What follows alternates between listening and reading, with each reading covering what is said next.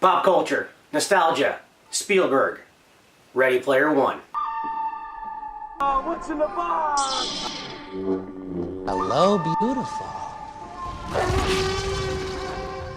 Directed by Steven Spielberg and written by Ernest Cline, Ready Player One is an adaptation of the 2011 book by the same name, Ready Player One, also written by Ernest Cline. The movie stars Ty Sheridan and Olivia Cooke as avatars in a VR world trying to get through the world by collecting keys and unlocking an Easter egg that will eventually grant them freedom and the oasis all to themselves. Now, here to talk to me about it is my fiancée Amy. She's actually read the book and is a movie lover herself, so she's going to go ahead and comment on some stuff that she liked about the movie right now.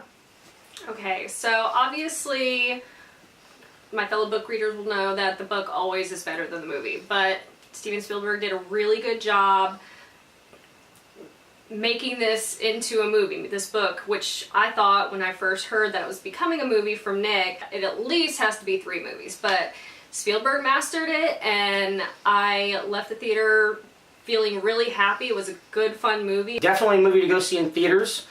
I would say my biggest come out of the movie, my biggest draw to it was definitely the nostalgia and the pop culture. I mean, I can't tell you guys how many things that we saw on screen and we got home, we looked online to see how many things we did not see. You know, Link, Zelda, Gandalf. I mean, we're talking all kinds of stuff that's just amazing that we did not see. It puts a smile on your face because it brought back so many memories from childhood. I couldn't really relate a whole lot on the video gaming aspect, that's more him, but there were some video games that I did recognize from growing up.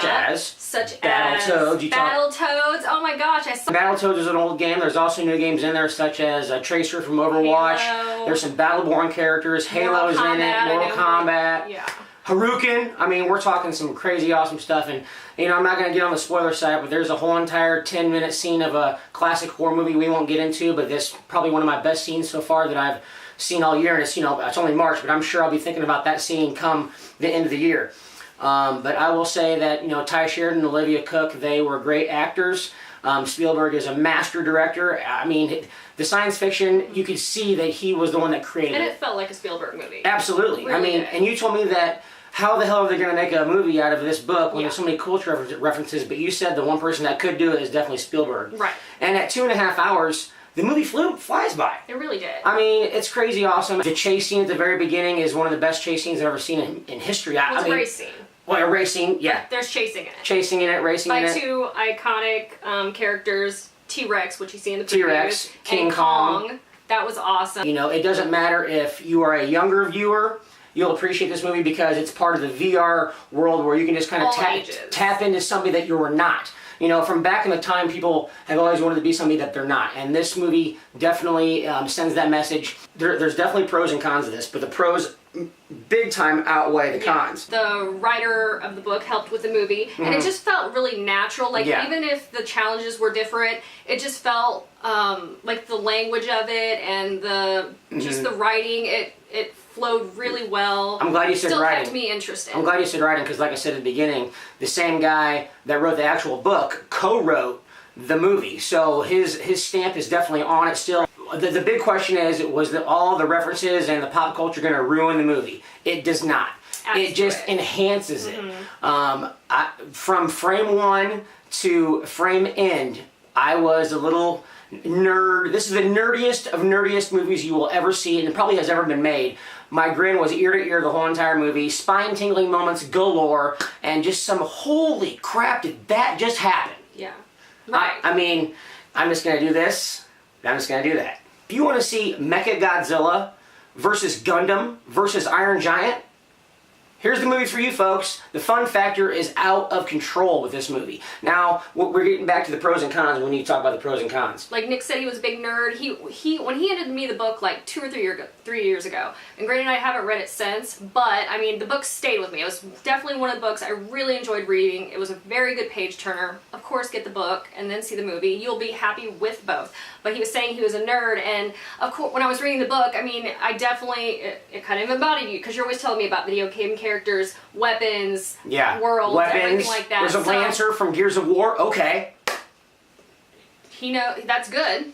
Apparently. Yes, it's crazy awesome. So anyway, so it was just like a little glimpse into that gamer world that I'm not necessarily in, like into. That's why know younger about. generations can appreciate the movie just like older ones can't at the same time. And I think it's definitely a mesh between the two. Right, and I think like the movie kind of like did more pop culture and things that people knew instead, because there's games in the book that I didn't really. Didn't you say that War Games was part of the book? Even though War Games is pretty popular, it's not as popular as some of the movies that they portrayed in this.